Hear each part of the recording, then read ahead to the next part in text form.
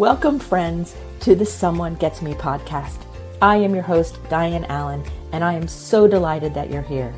This podcast was created because I believe there is a visionary leader inside each one of us who is waiting to be seen. In each episode of Someone Gets Me, you will hear useful tips from successful visionaries who will share their stories about how being seen has allowed them to take their vision out into the world with action. How multipotentialite can make a real difference. Hi friends, it's Dianne here at Someone Gets Me, and I have a really cool guest. So I suggest you get your tea or your coffee and probably a notebook because you're going to want to take notes. I have my new friend, John Horton, with me. And actually, we connected through LinkedIn. And actually, he reached out to me and I'm like, I don't know. People are always trying to market me. And he wasn't one of those people. He was this really cool person. And we've had many great conversations since then. And so I invited him on the show because he is a great example of how you, a multipotentialite, can bring all kinds of things together to make a very nice, beautiful life. And that is balanced with equilibrium. So John's taking time out of his busy day to be with us today. And so welcome to Someone Gets Me. John, thank you for coming on the show with us. Really excited to be here. Thank you. Thanks for answering my random message. So yeah, very excited for that. It's so funny how my intuition was like, because I use that so much, was said, well, answer that one. And I get like, I don't even know, several hundred a week of different people reaching out to me. In fact, I should probably silence my phone now. And something told me to answer you. And then when we get on the call and we're talking, I'm like, oh my God, he's so cool. So I'm so glad you said yes, because you are a multipotentialite. And I wanted to have everybody meet you. So I'd like to start with you giving us a little bit of a story about kind of how your life has unfolded. You do everything. You're an athlete. You've trained people. You've published in journals. You worked with entrepreneurs, do really cool assessments that I got to take one of that you're going to talk about, I'm sure. And you do all these really magical things that seem different, but somehow you bring them together. So tell us a little bit about how all this kind of unfolded. Yeah, it really did start with my father. My father was my mom and dad were very smart people, so that definitely helped. But my dad was a big believer in IQ, and he called it imagination quotient. So it was really facilitated as a child. It was really facilitated for me to have a really rich imagination. My father was a creative, but think of like I like to kind of joke and say like a dirty redneck creative, like if I can kind of be crass a little bit, because my dad was from South Georgia and was subject matter expert on like ultrasound machines. So like he was almost like a specialized tradesman. And my mom actually was an ultrasonographer. So she was sort of specialized, and they did kind of the same stuff over and over, but they had these really rich creative lives. Like my mom's this really prolific drawer and painter. And my dad just had all these different like side hustles and businesses and stuff. And so, I think it was just very natural for my sister and I to have an imagination and to pretend a lot and to make stuff up and all that. And it kind of just rolled into, I think I see it now after having studied psychology, it rolled into just being a creative. And that has a lot of implications into being like a multipotentialite. But it started in childhood with, basically the whole statement of you can be anything you want to be. And then that turned into, okay, now what do you want to be? And like, I don't know, like we'll pick something like this and like, great, go do that. And we did it and all that. And so I was always playing some type of sport. I was always encouraged to do very well in school, which meant all subjects. And I think like aptitude, trying to be good at everything, no matter how neurotic I was in that pursuit, definitely led to like, okay, well, here's how you get good at a series of games, like this game and that game and this game. That translated into, okay, well, what's one of the big games that you want to play? And it turned into, well, like, I like people. I like people in a variety of different settings. So how about psychology? And that was a commitment that I'd sort of made in Even before college, I was like, I'm going to study psychology. I remember being 17, taking AP Psych and like reading the AP Psych book for fun. And I was like, yeah, okay, great. This is one of the first things I had Googled when the internet became like more ubiquitous in our home. Like, all right, cool. I'm going to Google Freud and figure out personality and stuff like that. So anyway, a big, as you can imagine with most creatives, there's a lot of rambling.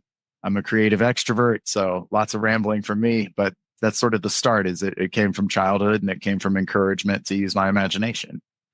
Oh, that's really, really cool. My parents were academic. My mom was more of an academic than my dad. And I read psych books first too. And I'm like, why? I have to go be a psychiatrist. I have to go to medical school, be a psychiatrist. And I got to college at University of Florida in Gainesville. Go Gators, nice. Right? Go Gators. We are recording this day after they just won the men's NCAA basketball championship. So we're pretty happy. And all of you who are watching this on YouTube, be grateful that I'm not wearing my orange and blue because it was really close. Yeah. Because I'm really excited, but I was at the school. I digress. I was at the school and I remember thinking I was going to go to medical school. And I'm like, but I really want to do the psychology too. And I want to do psychiatry. And I'm like, no, but I want to do the people part. Yeah. Even though I'm 100% introverted on the Myers-Briggs, I'm totally introverted, but I wanted to do the people part. And so I did psychology. And I'm actually on the advisory board for the psychology department of the University of Florida currently. And so I have a real love for that. So when you're talking about reading the psychology book, I'm like, yes, it's so fun to learn about people. It is. It's really fun. So I have a burning question that maybe takes off the timeline a little bit. You do assessments with people.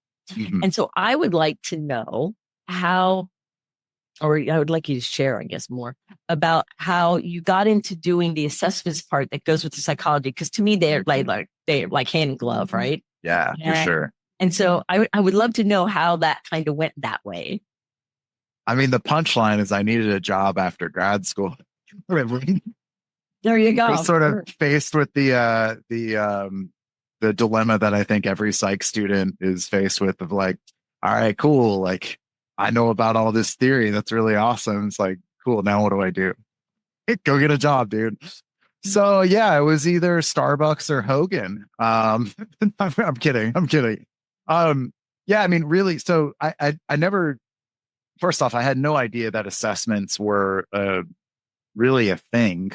It wasn't a big part of the course, like the courses that I was taking. It certainly wasn't a part of like publications, like the labs that I was involved in. The labs that I were involved in were cognitive labs, specifically working memory. So like there was an assessment associated with that. But like the thought of working for an assessment publisher, like even I've been with Hogan for 9 years now. It's incredibly exciting work. It's the most engaging and like flow state inducing, exciting work. But even now, as I say, like assessment publisher, I'm bored immediately. You know what I mean?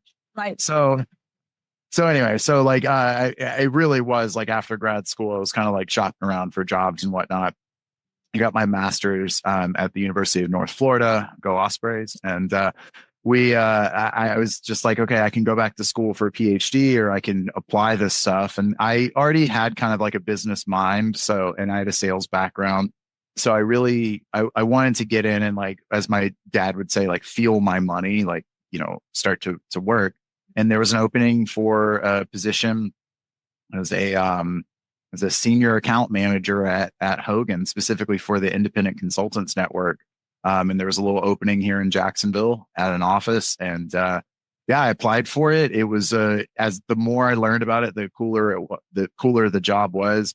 And it was funny. It's like I didn't know Hogan was Hogan until I started. I was probably like 6 months in, and I realized like where I was actually at, where I'm like, whoa, it's kind of like, I don't know if McKinsey is like one of the pinnacles of like consulting, Hogan is absolutely one of, if not the pinnacle of assessments, like serious assessments. And I didn't know that until I got into it. I rambled my way into a big circle. And I think the original question was like, how did I fall into this? I mean, it really was, I needed a job. I sort of stumbled upon it. I've stayed at Hogan for so long for a variety of reasons. I mean, like, first off, the people are incredible. Like we've got like Dr. Hogan and Wendy Hogan live like 45 minutes north of me. Like I can go have lunch with them at their restaurants in Amelia Island. Like we can talk theory and then talk about sports and how it applies and all that stuff. So there's always this like very rich intellectual culture that's there that facilitates these crazy thoughts, like this really truly cutting edge stuff. It's really awesome. But then the people that I've worked with, I mean, people like you, like all the people in our independent consultants network, they're just these really freaking fabulous people who are super like they're dedicated to helping people, right? So like, and that aligns with my values around altruism. They're usually really smart. I say usually only because I'm hedging my bets. All of them are smart. They're mostly entrepreneurial. I like to call them hustlers, but with all the positive connotation of that. So I'm just around these people that are solving real problems. Like a leader comes in, if they do poorly, they make people's lives worse. If they do better, they make people's lives better.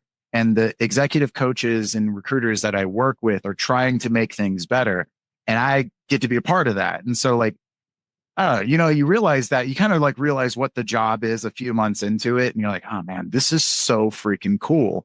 So I've stayed, and I've actually stayed in the ICN my entire tenure at Hogan because the problems are just amazing to be a part of solving. And then so, yeah, so I got there accidentally, and I've stayed like on purpose. So yeah, that's the big story. That's really cool because a lot of times people like get a job and they don't really realize what they're getting into.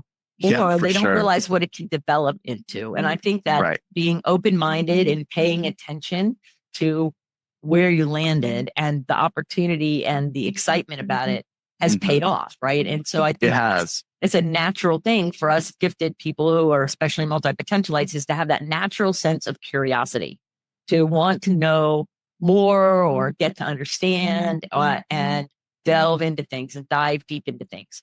And so it just sounds like that's what you naturally did. Like you got this cool job because you needed one. And then it's like, whoa, look where I landed. And then there's all these things that open up to you. And just to respond to that, like I am 100 out of 100 on our, I'm in the 100th percentile for our, what's our called inquisitive scale, which is if you know anything about personality, I know you do, but for the audience, this is openness to experience. So like, I'm not like wildly productively creative, like outside of work. Like I haven't like done a bunch of creative stuff like too much, but like within work, I've really put a lot of like creative work into things and like effectively like publish stuff. But I'm really, really open-minded. And even for people who aren't like that, who are on the opposite end of the spectrum, I think there's still ways to like explore your own nature to a point where like you've kind of moved, because exploration is pretty natural for us. It's like it's like in your hypothalamus or something like that. Like it's a really, really old thing for us to do, like as like mammals and whatnot. Right. So like everyone's exploratory to some degree. There's definitely individual differences, but like, I think what it is like, if you know your nature, if you're aware of your nature, then you get to explore in that style within an environment that is appropriate for you or gives you joy or something like that. There's even individual differences to that, right? So anyway, sometimes like knowing that I'm so high on one end or so far on one end of the spectrum, like I don't want to like leave people out if they're like, well, I'm not naturally curious. It's like there's no morality associated with that. Like that's not a bad thing. There's not a good thing that I am curious. Like it actually gets in the way a lot. So anyway, I just wanted to detach the morality from that because I think sometimes that does happen. Where it's like I'm not curious. Like this doesn't apply to me. It's like it absolutely does. I have a lot of clients in mind that are naturally very curious because a common trait with gifted people and neurodivergent people is that sense of curiosity and diving deep into things. And then when I've learned whatever it is I think I need to learn or I'm done, then I'm off to something else. For sure. And so it can get in the way. I'm glad you brought that up. It's like, yeah, it's a great thing, but it also has another side to it, just like everything. There's no right or wrong because exactly. It's more about how you harness the things and you use them for your benefit. So you brought up something a minute ago, and I want to have you weave into this athletic. Yeah. Because you're an athlete and you're also multipotentialite, you're also gifted. So, and athletics has a lot to do, I think, with how we actually bring and synthesize all of this together. It doesn't have to be formal athletics, but being active, moving our body, living out our experience. And so will you share a little bit about what you do athletically and how that helps you bring your essence, you bring your light to the world? Like, how does that work? Because it's not just, you're not just in your head. Like, it's great that you're academic and smart, curious, but there's more. So how does it come together?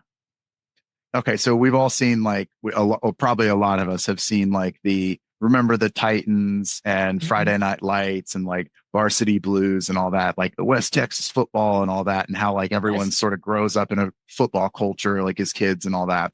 That was definitely the town that I grew up in. It was, it was a kind of, it's North Florida, but basically if you know anything about North Florida, like it's South Georgia, like we're 10 minutes south of the Georgia line. So it's like, that's South Georgia, dude. Right. So, sort of grew up with this, with, like my parents I was absolutely ADHD as a kid. Like I had to be moving around and whatnot. My parents refused to medicate me, which I thank them for now. But what that meant is like, I had to be really conscientious to be good in school because I was a very well-disciplined child. But then outside of that, my dad sort of framed it as like, you're a warrior. Like sports are simulated war. Let's be honest. He didn't start telling me that as a kid. He wasn't like, oh, you're a warrior, get out there. And I sort of saw that later. So anyway, I say all that to say, like, there was this very disciplined side of studious, like learner, straight A student, all that type of thing.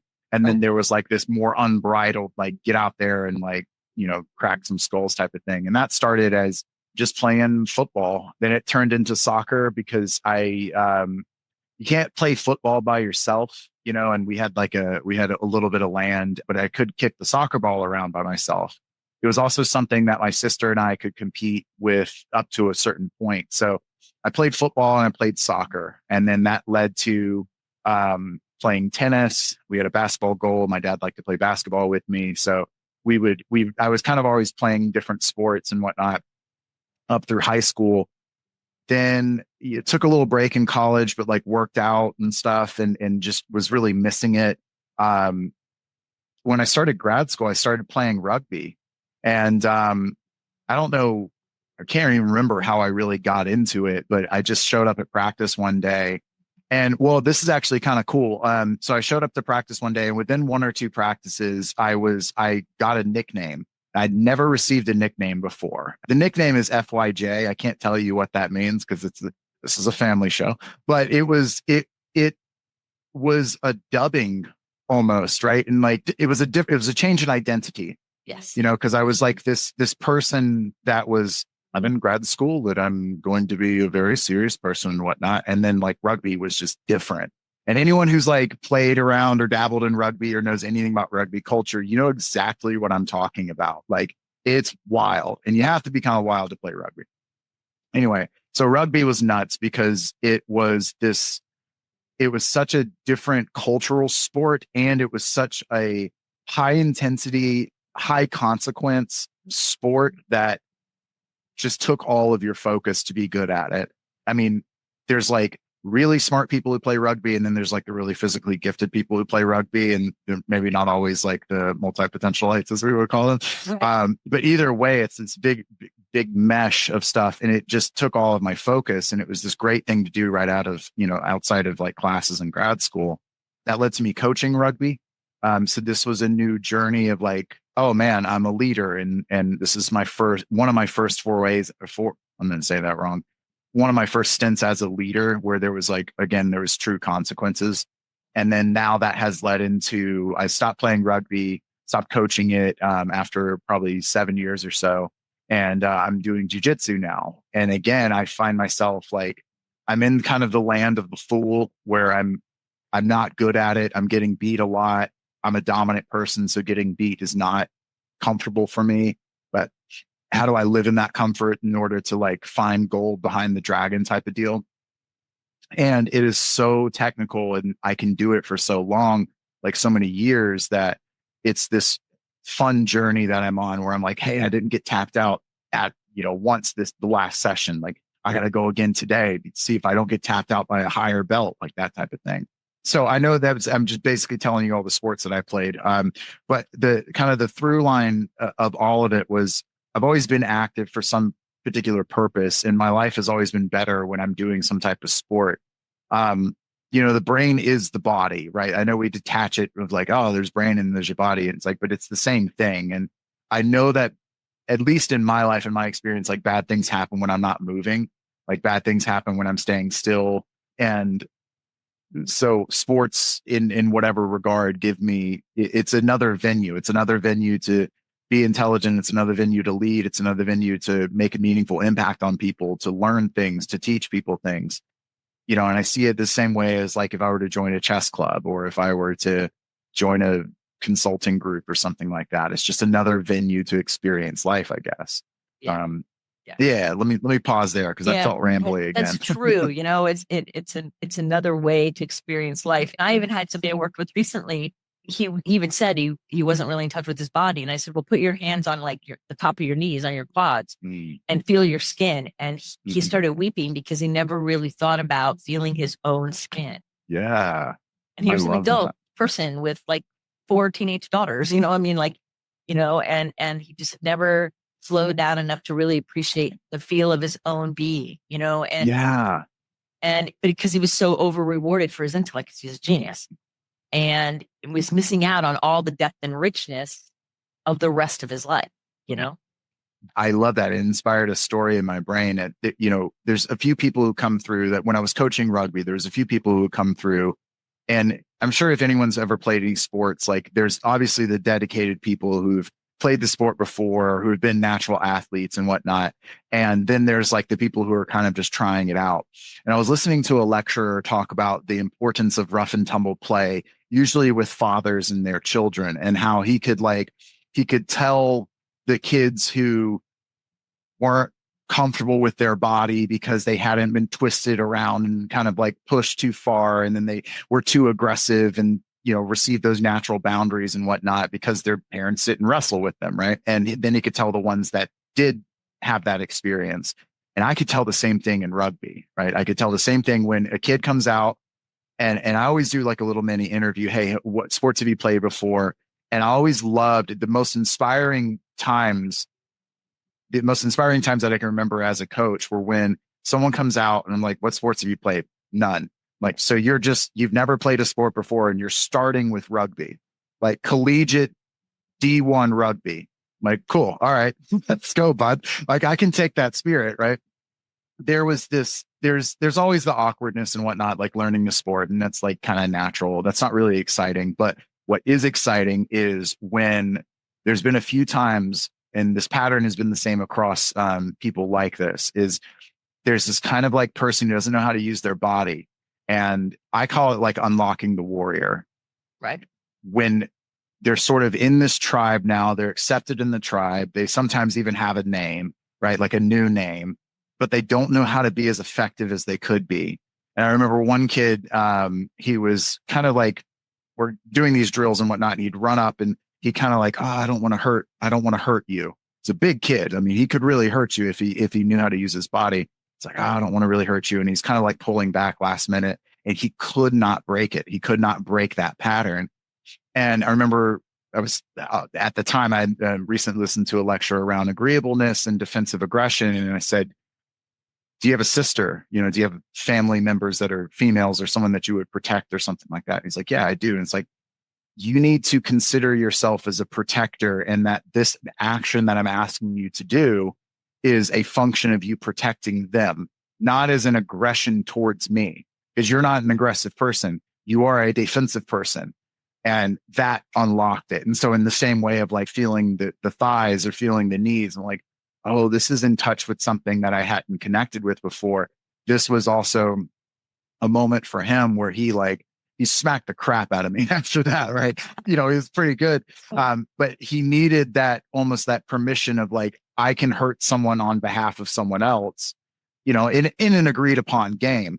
But that wasn't a part of his nature before that, right? It was like this block of like, he had this rule going of don't hurt anybody. And it's like, no, you can't do that. You have to not hurt anyone unless XYZ is true. Yes. And so that was a matter of unlocking XYZ. So anyway, that story was came up in my head, just about like kind of shifting things via sports or via something physical, shifting a mindset. Right. I think that is a really good one. In fact, I remember there was a similar kind of unlocking at the blind side. Yeah. Remember, Oh yeah. you're protecting your family. Right, Remember, right. protecting them, and Good it call. changed his whole Yes. and because he didn't want to be aggressive, but when he had a different view, and so I think it's the belief system that we are right behind everything. You know, I was raised racing sailboats from the time I could breathe, practically, and at the time it was an all male sport, and then there was me, the little 4'11" blonde girl. And my brother used to insult other boys when we were younger and go, even my sister can do it better than you. And he's genius himself and a really good sailor. And so it's like, but it was the physicalness and the athleticism. And I was also swimming and doing other things that kept me, even though I'm really smart, like in my body. Yes. More maybe than a lot of other people. Mm-hmm. And I've grown more in that as I've gotten older and I realized like, hey, wait a second, there's more. There's always more. Mm-hmm. For sure. But I think that's key. I think it's key for gifted multipotentialite people to have a physical outlet. I mean, I can't tell you how many people I've worked with in the past and currently that if they don't have a physical outlet, they get depressed. They start feeling nihilistic, maybe. They have a really hard time and then their focus goes down and it's really difficult to make transition or momentum without some kind of way to expend the energy in the body and keep the flow going. And I think that's the point you're making, that how valuable that is. And it's important. You know, it's not just an extra thing. It's an important part of life. Yeah. To be moving and in our body. It's two reflections. One is psychomotor retardation comes after you're depressed, right? Like if you're depressed, like one of the features of depression is psychomotor retardation, which is like, I'm getting the operational definition wrong, but it's roughly like you're not able to move, right? Like you're just kind of stuck there and whatnot. Right. So like we're creatures in movement. Like we have to move. We're creatures in space and time, right? And so you're moving. That's how you know you're dead, because there's nothing moving anymore, right? You know, I think there's a lot of good like through lines to that with what you're saying. And also there's something too, like when I think of like being physical, because rarely do I get to talk about like the mixture of like psychology and sports in this type of like theoretical esoteric setting. But I think of like, I've been trying to bodybuild for a long time in like weight room and stuff like that. And just like working out, and every PR is almost like I'm studying really hard for a test and it's painful and I'm bored and like, God, I do chest flies again. Like this sucks. And then I get to a PR and it's like I got an A on a test. And I've never really made that connection until like right now. There's a tangible physicality to solving the problem of like, how do I get to the next? How do I climb this next plateau to potentially find more food for my tribe? Right? How do I solve these sort of like archetypal tribal problems that, you know, come from collective unconscious, that come from like life in the past that shaped our brain? Like, how do I solve this now here? It's like you go to the weight room and you do squats until you can't stand up, or like you go hit a racket, you know, play racquetball or something like that until you get better at it. And every little better is something like, all right, cool, I solved that problem. Like now on to the backhand, or now on to loosening the jib faster. I don't know. Is that a sailing term? Well, yeah, it is. And I'm just thinking about all the time sailing on the college sailing team and also all the other sailing teams of roll tacking and how hard it is and how much work you have to do, and roll tacking every 20 seconds and the repetitiveness of it. But it pays off when you go out there and you can win and you can outskill other people. There's a rhythm and a harmony and a beauty, because depending on the boat you're on, it's a team sport and sometimes it's not, but it matters that you do all that repetition, everything. And you just brought up another point that I was thinking about dopamine, that when we get to that thing, we win the thing, we get to that certain level or whatever, we achieved the thing, or we found the research that we wanted and we found the answer, or whatever it is, we get a dopamine hit and we don't really need anybody else to have the excitement. We have it all within ourselves. And that is really important for us to realize that that's where our curiosity comes in. That's where our physical ability, our mental ability, our emotional ability all come together, because really our body wants to keep fueled, and the dopamine is part of the fuel. And so everybody, if you're listening to John and you're as fascinated as I am, because we'll probably have many more conversations off air about this cool stuff, because we love having these conversations. And I want you to check the show notes and follow him on social media and check out all the cool things he's doing. And if you're somebody who is an entrepreneur or a leader and you're interested in the Hogan assessments, which I have personally taken, and I got validated with all kinds of things about me that other people missed. And John's like, well, you have this and you do this. And I'm like, okay, well, nobody else has nailed that. And it was correct. So if you're one of those curious people, then please contact John and he'll hook you up with that. And I can't wait to have my next meeting to learn more about what it all means. Because it, like you said, it's so deep and rich and there's so much to it. It's not a simple thing of, oh, I'm this, I'm that. It's way bigger than that. Anyway, so follow him on social media. That's what I would say. Stalk him if you need to, if you know what he's saying. And so I would like to know, I mean, this is kind of changing the subject a little bit. Yeah, no worries. But let's bounce. I really want to talk a little bit about a couple things. How you experience food, like taste. Yeah. Do you like spicy food or whatever? Like, how does that? Because it's our fuel, it's our medicine, right? And so how does that work into your sensory input and how you experience your life? Yeah. So it's a question no one's ever asked before. So that's cool. And it's making me like, where I'm going in my head now is I've heard of these like 68, I don't know if there's 60, there's some number of like human universals. Like, I don't even know what they are, but I remember seeing it one time. And then I thought, I wonder recently, this idea is like 5 days old. So it's not very well developed, but it's like, I wonder if there are individual differences that you could map onto human universals. Anyway, so now why I connected that is I think of what are my knowing my own individual differences, thus my own personality, my own nature, how does that map onto food? And it does it two immediate ways come out. I don't like my food to touch. I don't like, I was an item eater, so I would eat all of my food in one sitting. Like it would be like all the steak, then all the potatoes, then all of the green beans. I didn't like to mix around. I wasn't like a crazy picky eater or anything, but like I didn't like cheese for some reason because of the texture for like a long time. And then I, kind of got my act together and figured out how amazing cheese is. So like there was a couple of things like that. Like I have like some texture stuff like soggy I don't like that. And these are the immediate link that I have for these is disgust. Like I get disgusted, and I know like disgust and food is probably like a very natural pairing for us. But for me, I do get disgusted with these things. I gag. Like if eggs are cold, like I can't eat those, I'll gag. I am high on conscientiousness, and there's some links to disgust sensitivity being associated with there's some studies that support that disgust sensitivity is linked to conscientiousness or specifically orderliness, I believe. So that kind of makes sense. Like that's one aspect of my nature. Here's the other thing. I'm really high in openness, and I like to explore a lot of different foods. So that's kind of weird because like I don't like spicy food. I don't. There's like 3 different kinds of hot sauce, and it's kind of a funny story. I'll be very brief with it. My first time meeting my father-in-law, my wife's dad, we went to a normal restaurant that had normal food, and one of them was like it was Tennessee or Nashville hot wings, and I picked those, and I was like, it's not going to be that bad. Father-in-law is from Tennessee. I was like, I'm going to impress this guy. First time I meet him, this is a good idea. Totally a good idea, right? You got a smart guy here. And I ate it and it was horrible. It was just a terrible experience. I sweated through like all my clothes. It was gross.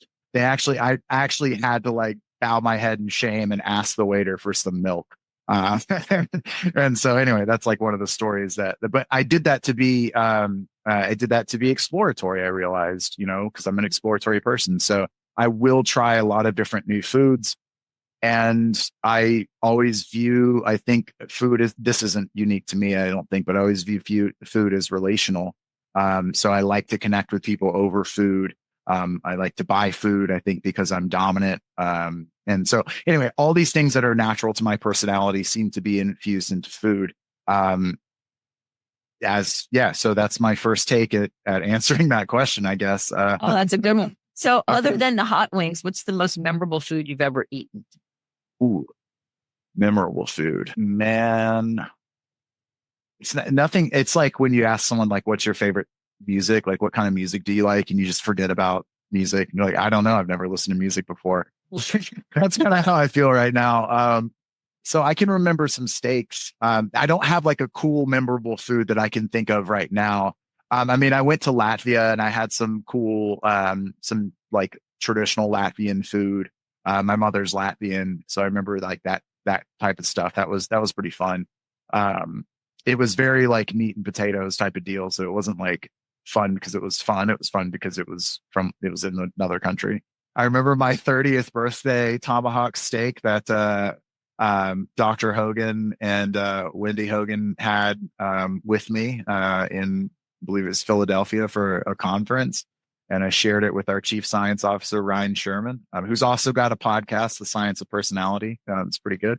It's not pretty good. It's very good. But anyway, yeah, I remember that. And I remember like my top steak was one that I made in Tulsa, Oklahoma in like middle of the pandemic. I finally got my steak recipe down and it was like, this is the best steak I've ever had in my life, like hands down. It was perfect. So yeah, I mean, I don't have like I once tried the beak of It's okay. a stork or something. It's okay. It's okay, John. And all the answers are correct. Cool. Right. And you're reminding me, I interviewed Tom Dreesen on the phone on this show, and he was the person who opened for Frank Sinatra, as you know, for many years. And when I asked him about his most memorable food, it was a steak. But it was because he was raised in such poverty, he was never could never eat steak. And when he finally was able to eat steak, the memory of having made it to be able to eat steak. Ooh, yeah. So there's definitely that type of connection with the tomahawk steak. I've always wanted a tomahawk, and like there was I've made it finally. Like I'm out of the sticks. I'm in this like the Ritz-Carlton sitting with like one of the greatest psychologists of all time, with one of the greatest burgeoning psychologists of all time, and then like this other incredible woman, and like fun. Like, I'm cool. This is amazing. What an experience, that type of thing. So yeah, there's definitely some emotional connections like that. Thanks. That made me feel better because like, this is a bad answer. No, none of it's a bad answer. And so I'm sitting here thinking about being that you're a multipotentialite, and I'm sure all of us now can see that very clearly. And that you also set out in your life to make a real difference in the world. You know, working with young people and helping coach people, and just the assessment work you do alone is also bringing that kind of gift to the world to help make a difference, to make the world a better place. So is there anything that I have not asked you about, or that you feel led to say before I close with our final question? Yeah, I mean, I get this question probably once a month, and just in the nature of working with very curious people, they always like to ask, like, you know, why do you work at Hogan? There's a variety of answers that are all very true. And then there's kind of this like, almost like this logic chain that I walk people through. And it's very personal for me. Because like I knew, and the hook is like, I knew the name of my father's boss. And I knew that name because like whenever dad had a bad day, like dad was a troubled guy. Like there's a lot to kind of unpack there. But like whenever dad had a bad day, it was usually because of the boss. And like, I think back to some of the stuff that I vividly remember. And it usually started with like, XYZ, this person did XYZ. Right. And, you know, that's why I'm in a bad mood. And that's why I'm going to go for a glass of liquor or whatever. Right. Okay. So that's like the starting point. Right. And then we get to Hogan, and what Hogan's trying to do a lot of things, but like one of the core is like to help people be better leaders. And that's one thing, to help people not be worse leaders, right? To help them not be bad and to help them be good. So those are two different missions, right? Like they're the same, but you know, in the same vertical at least. Anyway, so the way that we kind of break it down, or that Dr. Hogan breaks it down and that we adopt, is the number one cause of disease is this stress, right? If you think of like all the diseases, right? And like what causes that, usually it's stress. And then the number one cause of stress is someone's immediate boss. And then, so kind of play the logic game of like, all right, so bosses are really causing problems in society if they're bad. And no boss like wakes up and is like, I'm going to be a bad boss today. I'm going to be a bad leader. So conceivably, people are actually trying to do well in their job. We really dislike being incompetent, right? So people are trying to do well. There's like a 50 to 70% failure rate for most managers, first line leaders and leaders. So, okay, so like this is kind of a mess. And what we see at Hogan is we are actually, and the people using Hogan specifically, I really do think specifically it's Hogan, are really trying to help people not be as bad as they could be or as they are. And bad's it's too low resolution of a word, but you know what I mean as I kind of in context as I explain it. And they're trying to help them be better. And that does have a trickle down to like, if I can help this person be a better boss, their direct reports are going to have a better time of it at work. They're going to be happier and more engaged. Maybe more stuff will be done and like life will be better. And in some cases, if they're a better leader, this is morbid, but like if they're a better leader, less people die. Like that's really true in a lot of industries. Right. And then, so then that means that like the family functions better. And then that means there's less traumatized kids. And, you know, like, I know it's very long-winded and detached and whatnot, but like, I truly feel like, I mean, like, I really do think we're doing like society, like good societal work here to help people fairly be put in jobs that work for them and to help them understand how they can be better and not worse. So big, long, rambly way of saying like, I really believe in the stuff that we're doing. It's not like the corporate party line from Hogan. It's just like how I found meaning in what we're doing. Like one of the ways I found meaning in what we're doing. And that's usually what I find connects people most and they connect with most with people. So that's like that's the thing that I want outside of Go Gators, right? Right. So, Go Gator. That's a given. And one of the things that I'm thinking about when you say that too, is that being a better leader, right? And reducing stress and harm and knowingly or unknowingly is a huge way to make a real difference in the world, not only in that leader's life, but in all the people that are influenced by that person personally and professionally. And then, like you said, it like radiates out. I just imagine it radiating out, you know, and so I think it's important that we're mindful about those kinds of things and that we pay attention, especially as gifted people, because we tend to be intense and, you know, and we go really fast and we connect the dots and we're synthesizing quickly and we process differently than other people. So it takes even an added layer of understanding and ways to engage in the world so that we can be more successful and more satisfied in what we're doing. Yeah, absolutely. Very well said. Yeah. Very well said. I think it's totally true. So your final question of the show, I could talk to you forever, but I'm paying attention to all your generosity and your time and your information. Yeah. And so the final question is, if we're going to put a billboard up for the entire world to see with your personal statement, what are you putting on that billboard? Yeah. I mean, I'm a Christian. So it would be trust Christ.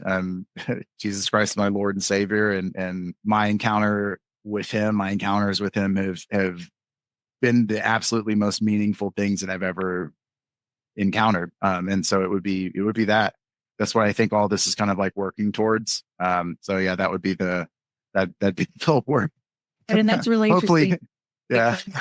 The Christ means inner light. So it means allowing that inner light to emerge, which is exactly what you're doing. And so it fits for everybody. Yeah. Whether I know. You want to personify it, right. Or do you want to look at it metaphysically? It is an answer that goes with everything you've just said perfectly, I think. Yeah, I don't know. I was lost for a really, really long time. And I don't mean like esoterically lost. I mean, like I'm trying to develop my own Nietzschean like values and whatnot. And I really just came back to like my life is not good. Like it has gotten worse since I sort of stepped away. And I think as I've understood like psychology more specifically, and I see so many ties to the Bible, and that's been like a through line. I very rarely ever get to talk about it, but that would be the billboard, right? And hopefully not like one of those like, you know, deep South like billboards of like hell is right. You know what I mean? Like, if Oh, I everyone's see seeing those that, when oh yeah, from Florida, right? Like Central Florida billboards about hell. It's always fun to see. I see them in South Carolina when I drive down to Florida. I'm like, oh my word. Because there's so much more to living I a know. spiritual life than fear. Yeah. And fear is not even the goal. Yeah, exactly. We could digress on that, but we're not going to. And so I want to thank you, John, for being on the show, for being here with me and spending all this time. Probably you'll end up having to come back because there's so many more things I wanted to talk about. But I wanted to take care of and pay attention to your generosity. So remember, everybody, you can find John's links in the show notes and go follow him and hunt him down. It's kind of fun. And you can see that there's so much richness and multipotentialites. We do make a difference in the world. So this is just one powerful example. In fact, I have goosebumps even thinking about it right now. So remember, everybody, to keep your face to the sun so the shadows fall behind you, because you are a rock star. You are here on purpose with a mighty purpose. So go out there and let your light shine, and remember that you are here with greatness and value. You are beautiful, you are lovable, and you are capable. Until the next episode of Someone Gets Me, this is Dianne and John saying, be well. Thank you for listening. I trust you gained some valuable inspiration and information. Please join me and other visionaries in the Someone Gets Me Facebook group. Or for more information on my services and additional episodes, visit someonegetsme.com. Again, thanks for listening.